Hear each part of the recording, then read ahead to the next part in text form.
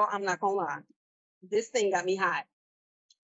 Now, we already know Donald Trump, and those of you who don't know, okay, has completely, basically co-opted the government, him and all his cronies. Now, this DC takeover, I'm gonna tell you why it has me hot. It has me hot for several reasons. And I'm sure that those of you who actually watch my, my political videos like this one, I wrote my dissertation on Washington, D.C.'s struggle for freedom. And I argue in that dissertation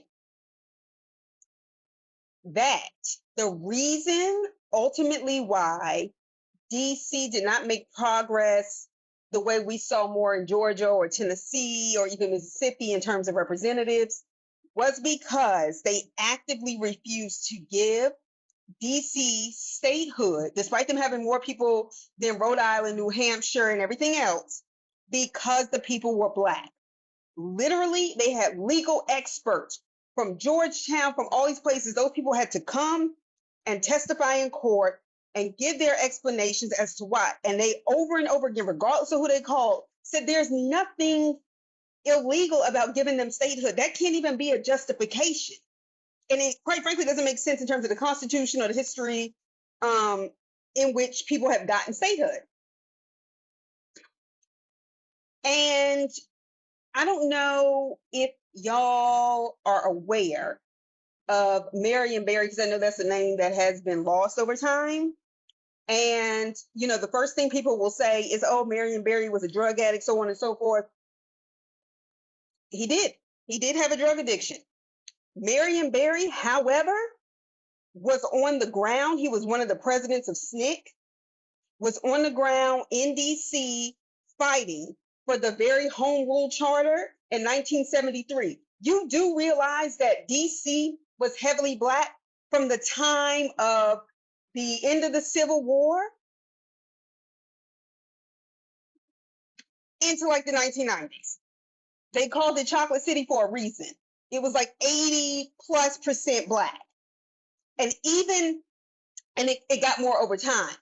But the thing is, that is why there is a man from Alabama on record during Reconstruction who said sometimes you have to burn down the barn to get rid of the rats. There are essentially too many Negroes here in Washington, D.C. He said this in the 1890s. And we need to vote to make sure that the government, the federal government, has control over D.C. to make sure Negroes don't get in power, which was still part of the pushback. There were more Black representatives in Congress at any point in time from South Carolina and Mississippi during the Reconstruction era, and white people took the power back. The difference is DC did not have a state structure. The whole history of the federal government controlling DC has been to control Black people. So Donald Trump is doing what fascists do, what narcissists do, people who are create chaos. And that's why so many people in the country are constantly stressing out. He creates bad situations and lies and just keeps it going. To say we're going to take it back for law and order, we already know that that's racist language. All that means is we're going to lock up more Black people. And he's taking it back over because of the high crime rates. He said the same foolishness when he took over or sent National Guard troops into Los Angeles when they were having a protest about immigrant rights, which was wildly unnecessary. And now he's doing it in DC. Now we can say we have to consider that both those cities are run by two African American women as mayors. Okay, neither of which I consider revolutionary. Nevertheless, I bring up Marion Barry because that 1973 Home Rule Charter, he is one of the major Black mayors. Even that, they were still trying to get provisional mayors. So Lyndon B. Johnson was choosing who would be in charge. Marion Barry gets elected, and because one of those major Black mayors during the 1980s. People will still say to you, when they bring up Marion Barry in DC, and I know oral history is everything, people living will say to you, they loved Marion Barry, they kept voting for him. Marion Barry gave me my first job. So all of this stuff, people remember that. Black people remember that. That's how he dealt with the crime rates, was to give people work. He was like, this isn't hard. People steal because they don't have. And, and he explained how he grew up poor. Why am I saying this? Because after Trump is sitting up here with all his cronies, people from Fox News, some chick who's probably banging them, and the Indian guy, Kash Patel, who is just, y'all some self-hating people. Anyway, gets up there and says he's going to have a D.C. takeover about a crime rate that doesn't exist. Muriel Bowser's sellout ass, which I haven't liked her anyway, but I'm just going to go ahead and do this. She said this morning, this took us totally by surprise. We don't think this is legal. First of all, bitch, as mayor, you need to know whether something is legal and you need to stand on business. Even if you fight and lose, damn it, you got to fight. First of all, she's full of it. And one of the biggest atrocious things that she's done in 2025, but she's done plenty of it, was when she took down, when Trump said, we're going to take down that Black Lives Matter mural, and she capitulated immediately. Here you are, a Black woman in power, primarily because Black people had voted for you, probably just because you're Black, but nevertheless, and you don't even try to push back, because somehow that was going to make this psychotic narcissist leave y'all alone. It hasn't worked for white people. What was the guy that was the Speaker of the House? Went down on his knees to Mar-a-Lago begging Trump for a second chance. Came back, and Matt Gaetz and Marjorie Taylor Greene all them pushed that same man out, and they voted him out. So you know it ain't gonna work for you. I was watching the press conference where she's talking about, now from this morning, when she said this took her by surprise, somehow during this press conference, when journalists are asking very pointed, very clear questions, essentially giving her the opportunity to basically say what's happening is wrong, they were not asking crazy questions, gaslighting questions, or anything like that. She's like, that attitude, and you can always tell when somebody's insecure and ignorant and doesn't have the answers because they start trying to catch an attitude. Well, I don't know what you're expecting. I've already answered that question. I've already done it. I was like, no, people are asking a similar question because you're not answering it. Simply saying words, that means, no, you responded. But you did not answer these questions. And then to then switch the narrative and say, yes, well, we look forward to working with the federal government to deal with juvenile crime. And the curfews and stuff have worked. What? This became a problem when? 11 o'clock this morning? And here you are now scapegoating, because we all, and the reason why I'm saying this, yeah, we know that DC is roughly 40% Black. It is not as Black as it used to be. Whenever they start talking about cities and curfews, that does not happen when white boys are smashing pumpkins in Connecticut all over the street against people's cars because they're mad because a game didn't go their way. That never happens to white people. Okay, that's put to control Black people, and that has been happening since the 60s when Black people were rioting against police murdering us again, and people trying to deny us the political control we deserve as U.S. citizens. So to then say, oh, well, we working with the federal government, and a journalist asked her, he was like, well, this morning that's not what you said. He said, but now you're saying working with, and quite frankly, the Trump administration has referred to this as a takeover. So which one is it? Well, first of all, I refer you to the Home Rule Charter of 1973. No.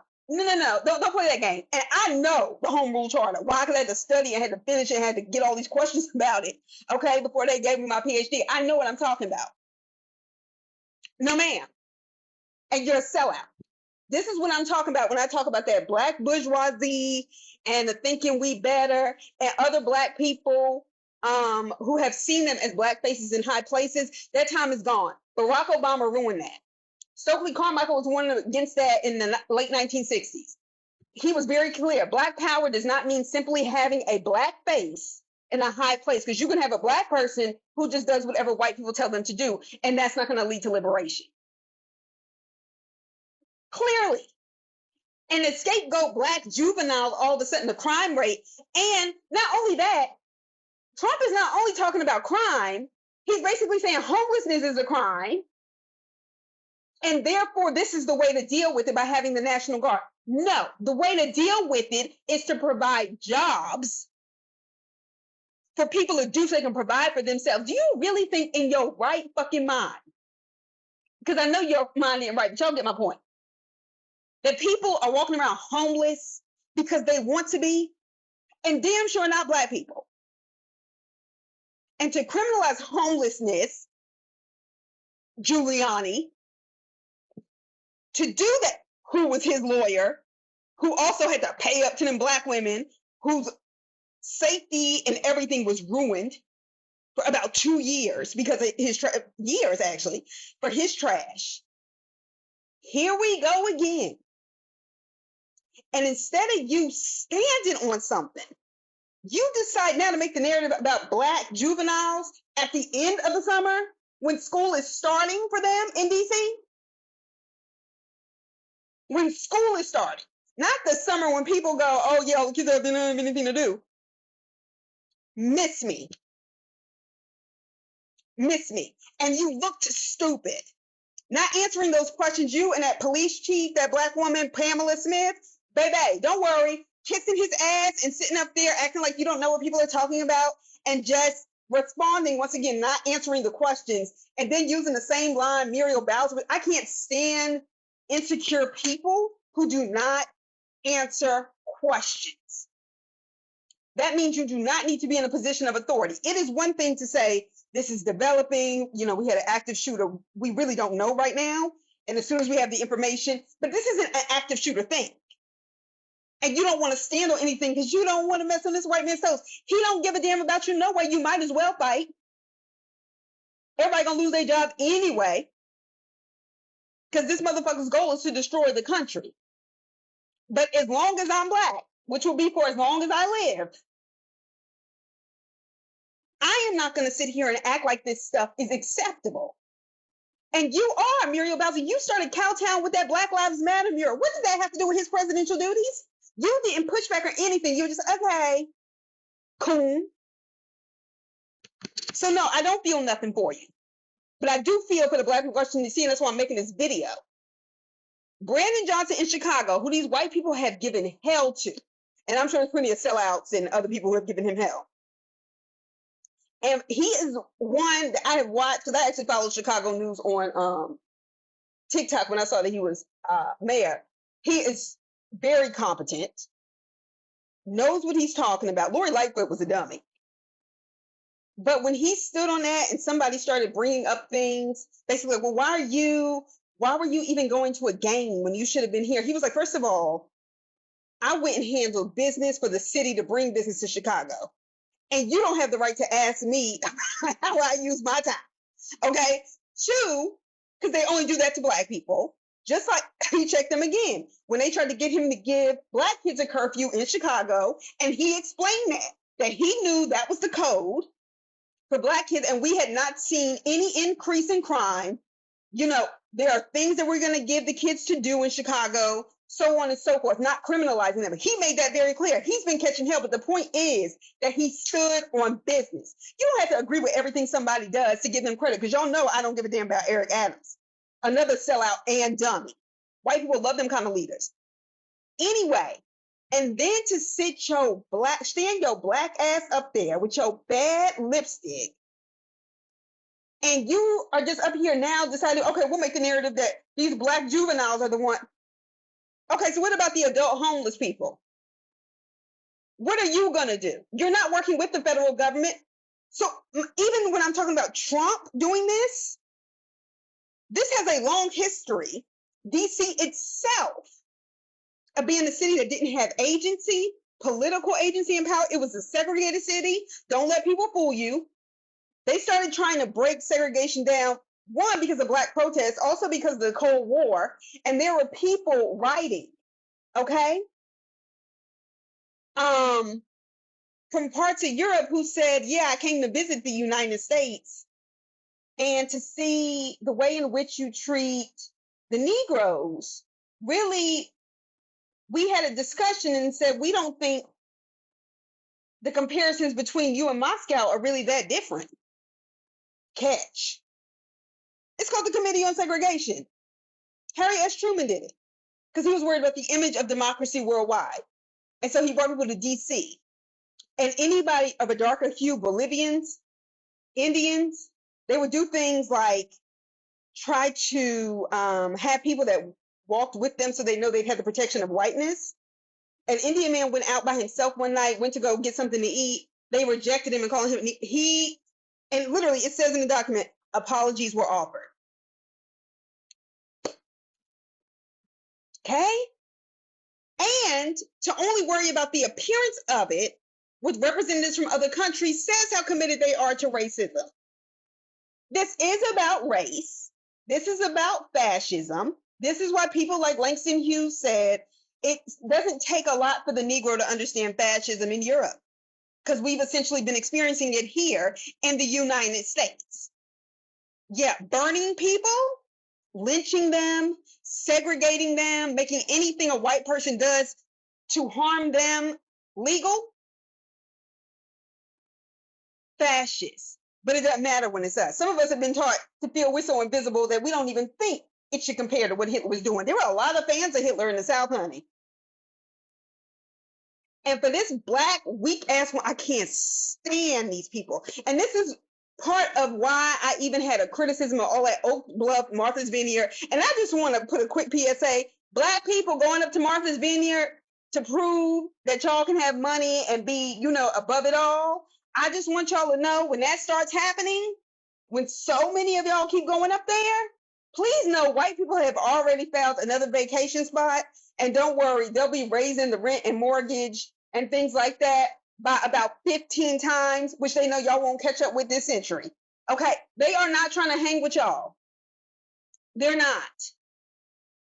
It's like black people who have the choice to go to a HBCU or a PWI, and I'm not talking about for money and finance, because I understand that.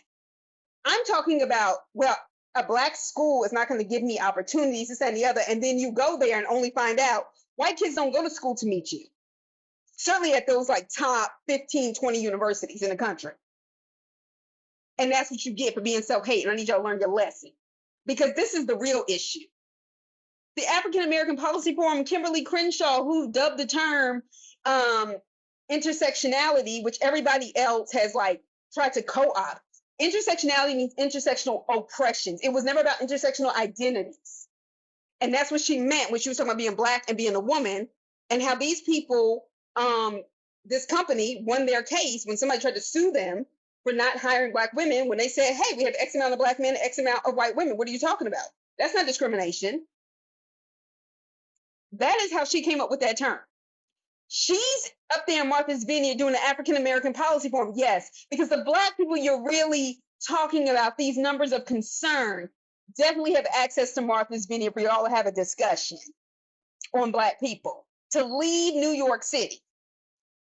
She's based in New York and LA. To even, just for how I feel about LA, to leave those places to go to an elite place, to do that, does that really seem down for the cause? Not to mention other people who have criticized, and these people I know personally, her hiring of white women. I'm just saying. So when I gave that critique, and I am more than qualified to give that critique as one Spelman College alumna, to which Ralph Lauren is making money. Like people telling me, oh yeah, that's Ralph Lauren's style. Yes, it is. It is that he was not marketing to black people. But they were not marketing to black people for a long time. And they found out how desperate black people were to appear like that. And y'all just up here straight up looking like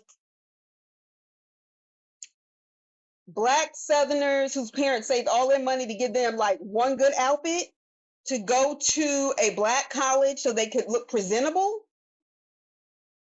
because that's what they had. And y'all up here paying $128 for some ugly striped shirt. My niece sews better than that.